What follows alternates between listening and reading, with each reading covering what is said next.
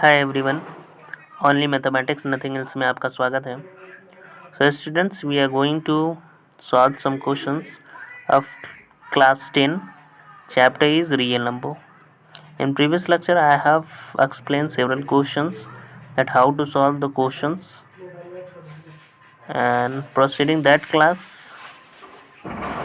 continuing that class. Next question is, you can look at your screen. Prove that under root 5 is irrational. You have to prove that.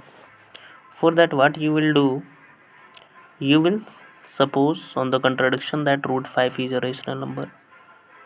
So rational number, for that we will take two integer. दो integer हम लोग लेंगे a और b ऐसा लेंगे. Since root 5 को rational हमने मान लिया है तो रूट 5 को हम लोग रेशनल p बाई क्यू के फॉर्म में a बाई b के फॉर्म में लिख सकते हैं. तो वही हमने लिखा है. a और b have a common factor other than 1. ए और बी का जो है कॉमन फैक्टर होगा 1 के अलावा भी. Then we can divide them by the common factor and assume that A and B are coprime. तो ए और बी को क्या लेंगे हम लोग? को प्राइम नंबर. और को प्राइम नंबर आपको पता है कि वैसा नंबर होता है जिसका HCF यदि हम लोग निकालें, HCF of A and B यदि निकालें तो इसका जो है HCF हमेशा 1 आएगा. इसको को प्राइम नंबर बोला जाता है. अब हमने क्या किया कि root 5 is equal to A divided by B है. इसको हमने क्या किया कि root 5 into B is equal to A हमने लिख दिया. ये स्टेप में आप देख सकते हैं. दोनों तरफ यदि हम लोग स्क्वायर करें, इसका दोनों तरफ स्क्वायर करें तो ये रूट 5 इंटू रूट 5 हो जाएगा और B into B square is equal to A square हो जाएगा. 5b square equal to A square हो जाएगा. आप देख सकते हैं ये स्टेप में वही आया हुआ है.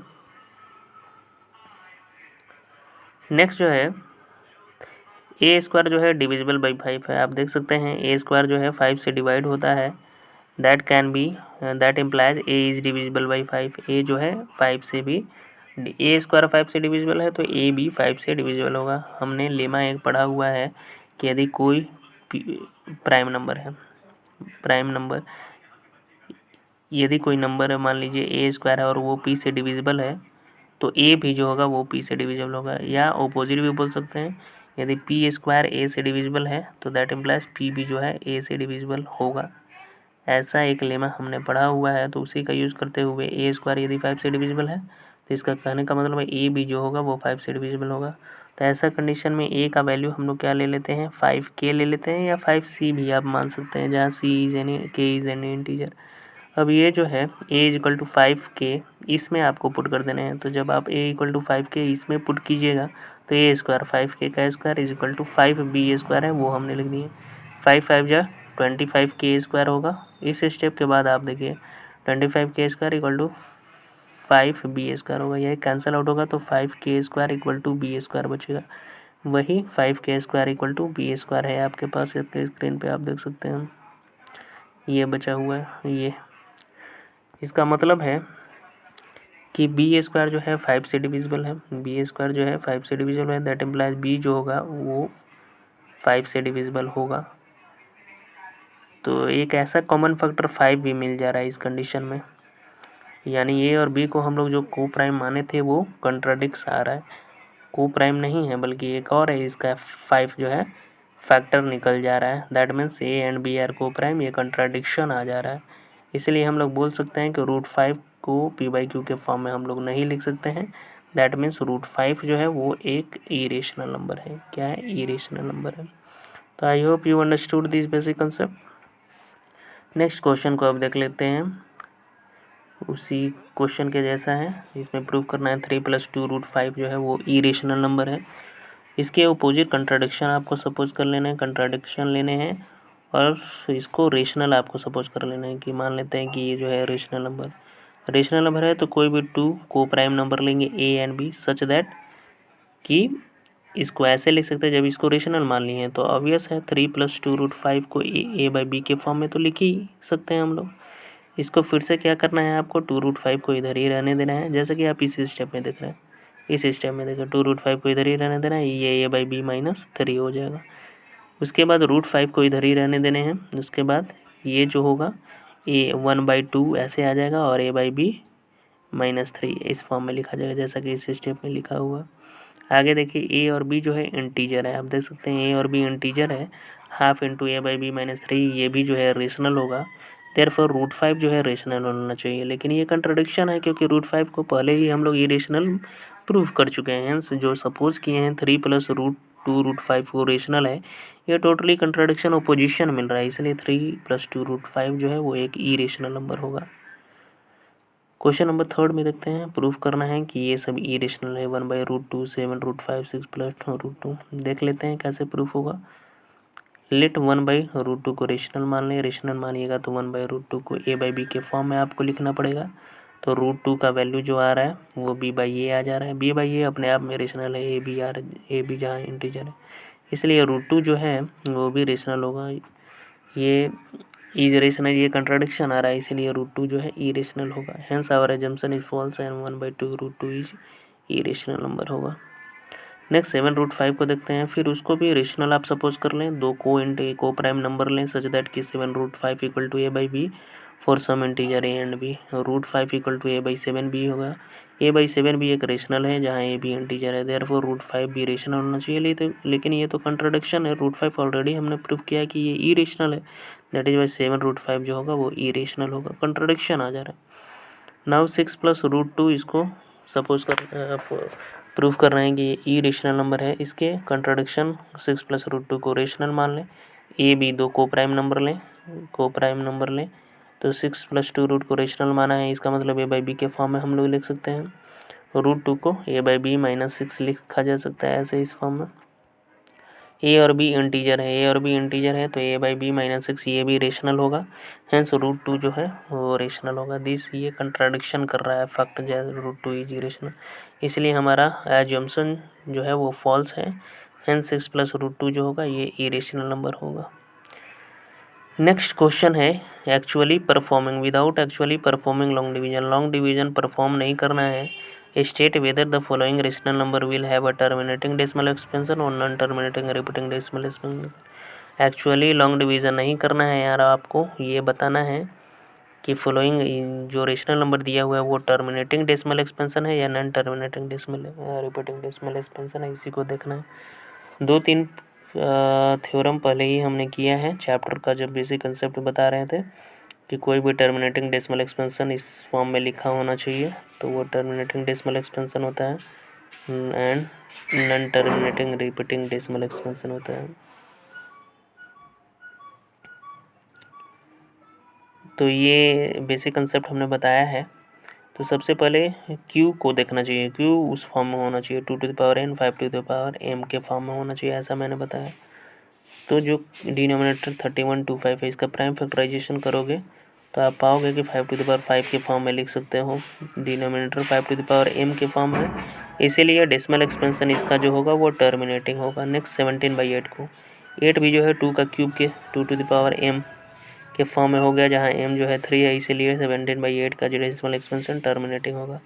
455 के कंडीशन में आ जाएगी, इसका जो है प्राइम फैक्टराइजेशन 5 इंटू 7 इंटू 13 आ रहा है, डिनोमिनेटर जो है 2 to the power m 5 to the power n के फॉर्म में आ ही नहीं रहा है, अलग फैक्टर निकल जा रहा है, 7 into 13 5 to the power m तो आ रहा है, लेकिन 7 इंटू 13 एक अलग फैक्टर और निकल जा रहा है, दैट इज़ वाई ये जो है non terminating repeating decimal expansion इसका होगा।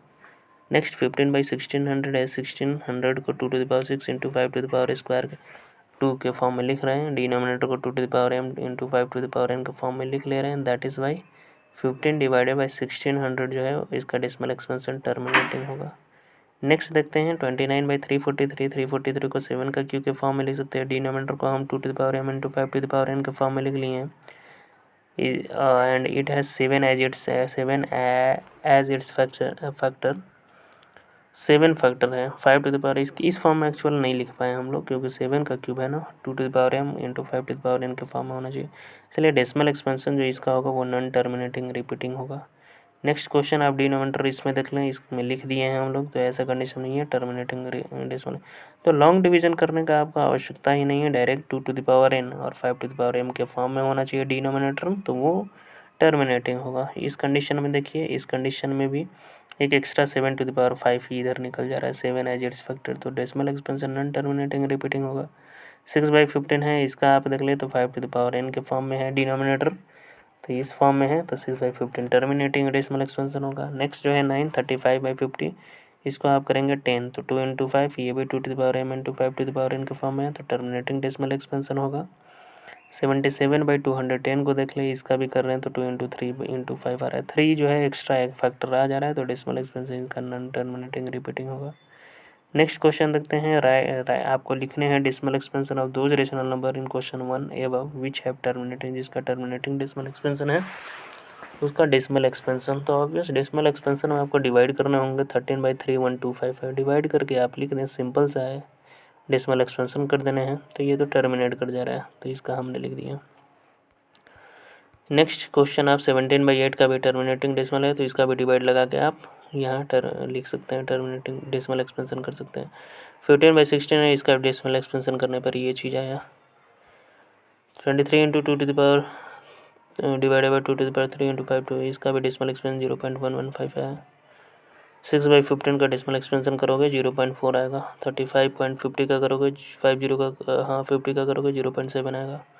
नेक्स्ट क्वेश्चन है, रियल नंबर से दिया गया है और उसका एक्चुअली डेसिमल एक्सपेंशन दिया गया है नीचे। हर एक केस में डिसाइड कीजिए कि ये रेशनल है या नहीं।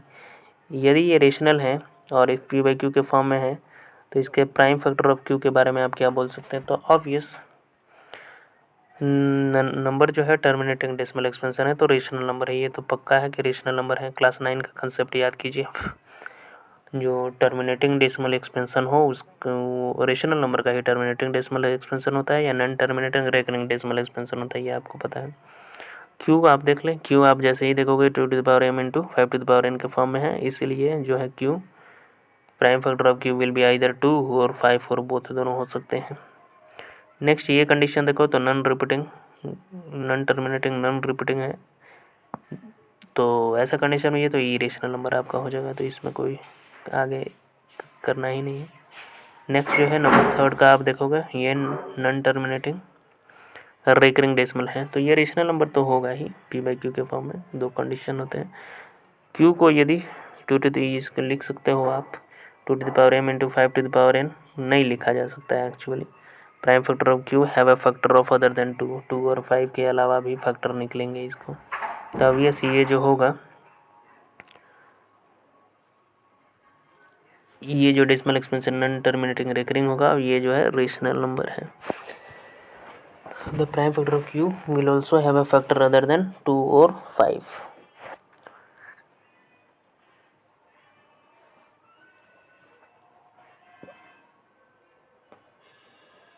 तो आई hope you understood each and every questions, आपको पता चल गए होंगे।